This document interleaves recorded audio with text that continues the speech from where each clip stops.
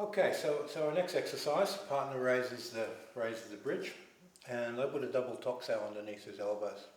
So what I want to do is get my my middle finger just to touch his elbow. Now he basically is just going to stretch his arms forward, and I'm going to receive that stretch with the double toxal. Now as soon as I receive that stretch, if he keeps stretching and I don't ground out, he's going to be pushing me up. So what I want to do is drop my hip, stretch my spine, and just relax the tension in from the muscle to the fascia. He pushes a little bit harder, and then I sink, drop the hip, stretch the spine, and I drop down under his base and stretch him out. So he's stretching towards me, his center of gravity is high, I have to get my center of gravity under and pick my partner up. So this double toxal movement is basically a way of lifting your partner's center.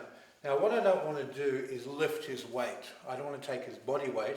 I want to touch his base, so I'm really stretching down and then curving my stretch underneath what I feel to pick him up.